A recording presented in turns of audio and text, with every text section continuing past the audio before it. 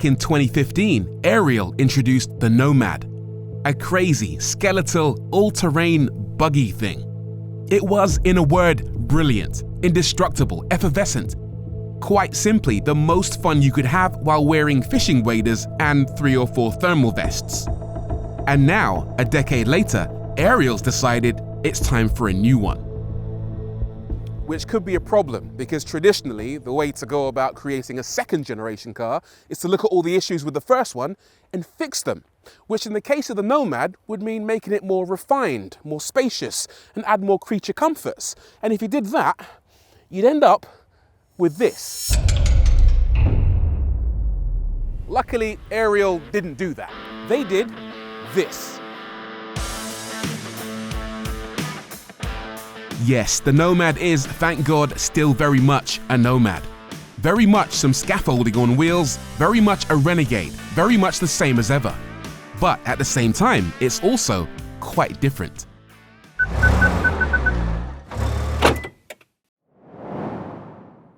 Now, at this point, I could do a big walk around and show you everything they've changed on this car, but let's get going. Partly because I really want to drive it, but also because it's late autumn in mid-Wales, it's probably going to rain, and the Nomad still doesn't have a roof. So let's crack on, which is always easier said than done in these things.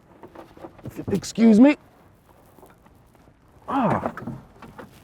That's actually not as bad as before. Getting in the old car was always a bit like being born in reverse.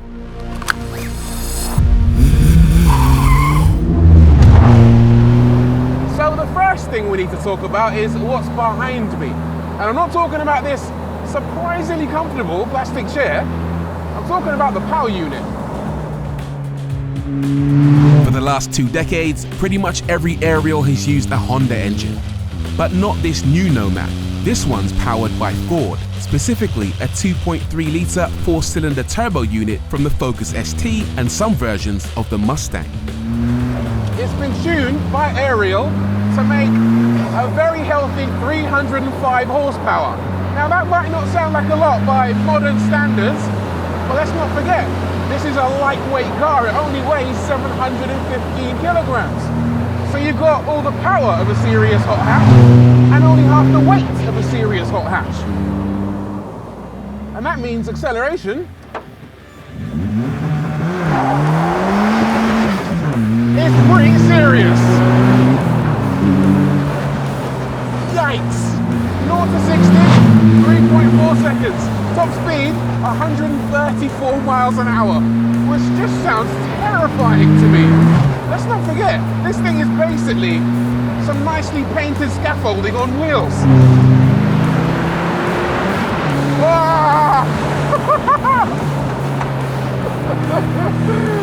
Wow! One slight problem with all this ability to go fast is getting quite a lot of wind in my eyes. This windscreen ain't windscreening. This new standard car makes around the same power as the old supercharged Nomad. But the big difference here is torque. There's now 518 Newton meters on tap, about 50% more than the previous supercharged car. All that torque is channeled through a 6-speed close ratio manual box with a delightful action. You've just got massive shove in every single gear all the time. Well, I say all the time, there are actually 2 different versions of the Nomad. The top model, which I'm in right now, actually lets you choose the amount of power you get on demand thanks to this little boost dial. Position 1 gives you 260 horsepower with about 400 Newton meters. Position 2 gives you almost full power with about 460, 470 Newton meters. And then position 3, that's the full fat Coke. That gives you all the power with 518 Newton meters of torque and a very aggressive turbo map. The turbo just spins up in a heartbeat. And that's where it feels frankly frightening. And speaking of the turbo, have a listen to the wastegate.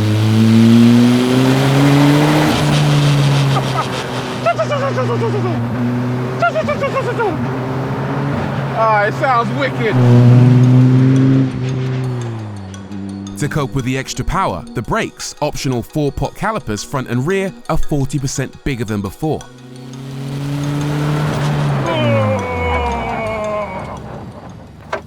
Yep, those work. I feel like all my thoughts have just been thrown out through my nose. Oh yeah, they're back in now. The power delivery in this car, it's just hilarious. The old Honda engine really liked to be revved. You had to really send it up into the stratosphere to get the goodies, but in this, the actual low down torque is really impressive, but it still rewards you to chase high revs. Put your foot to the floor, you get a little bit of a shove, and then another shove when the turbo kicks in. Oh, it is magnificent. So much character. So, lots of fun then. But beyond the new blue oval flavored engine, what else has changed with this second generation Nomad? In short, almost everything. The only bits carried over from the previous car are this: the fuel filler cap, the pedal box, and the steering wheel. Everything else is brand new. Revised space frame chassis, longer, wider, and actually the pipework is thicker than before, meaning the car is now 60% stiffer. Not that you'd call the previous Nomad floppy, but an improvement is an improvement. The suspension geometry too has been completely rethought, with new unequal length double wishbones and outboard dampers to reduce weight transfer under acceleration and braking, while offering 50% more suspension travel. You actually get a choice of 3 dampers. The first is a K-Tech non-adjustable, the second is a Bilstein 2-way adjustable damper for off-road use, or you can get what's fitted here. This is a set of Öhlins triple adjustable dampers, which are intended more for racetrack use. Very cool looking, very bling, and very expensive. It's all changed on the inside too, if you can describe the Nomad's cockpit as inside, that is. There's a full color TFT screen, new switchgear, and thanks to that wider frame, more space on board for humans of every size.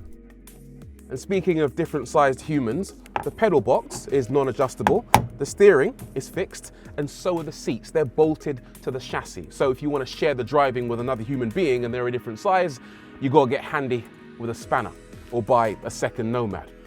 There's something else that's new as well.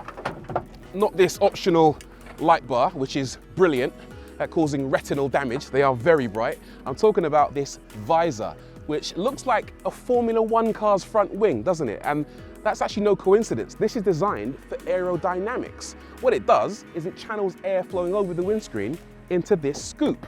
Air coming over the top goes into that section for your intercooler, and air going underneath goes in there for your engine. That is proper aero on an Ariel Nomad. It's like discovering your wellies have got Bluetooth connectivity. Necessary? Probably not, but I love the ambition. The aim of all these chassis upgrades, says Ariel, is to tame the extra power without destroying the essential character of the Nomad.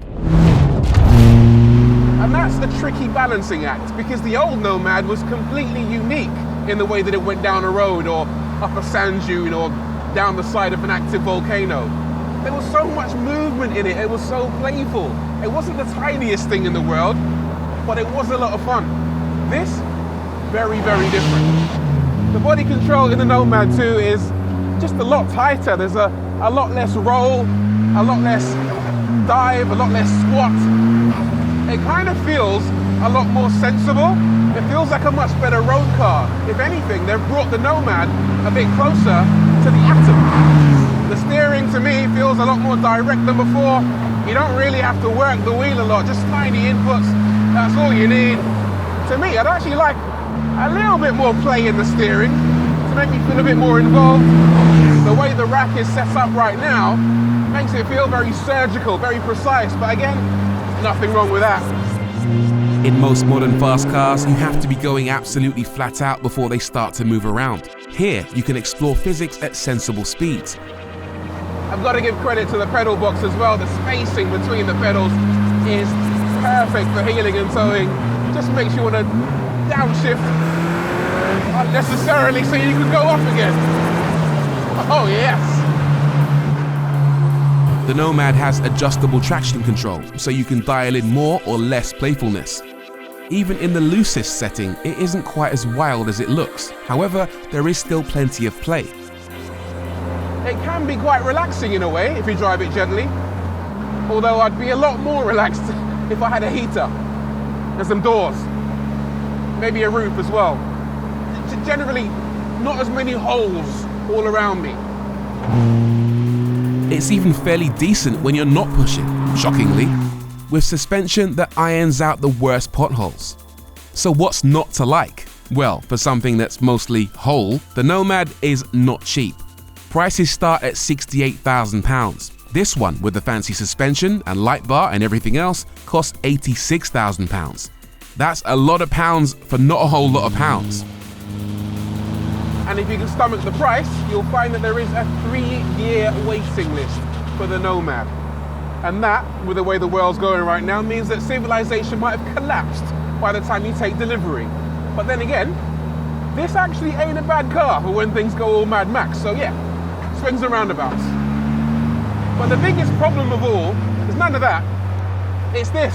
The stuff I'm driving on right now, it's kind of like tarmac stuff.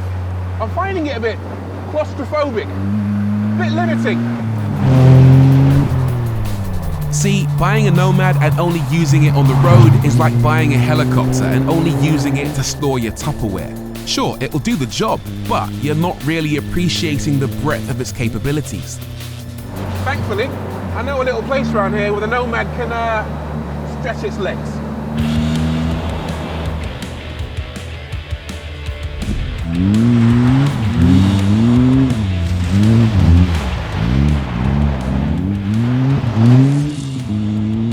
Oh yes! Now that is more like it. This thing turns the whole world into a playground. The Nomad isn't a car to be bought and locked away in your humidity-controlled bunker, waiting for it to appreciate. This is a car that demands to be driven, and driven hard. We spend so much of our lives sealed away in buildings and supermarkets and cars, in climate-controlled bubbles, not feeling anything. The Nomad isn't a bubble. It reconnects you with everything. You feel like you're part of nature. Every sight, every smell, every sensation is right there at your fingertips. This is primal. The thing makes you feel like a caveman. If cavemen had 300 horsepower dune buggies. It's mega. So, has the Ariel Nomad gone all grown up on us? Absolutely not. This thing is a whole lot of fun because of all the holes. Let's go.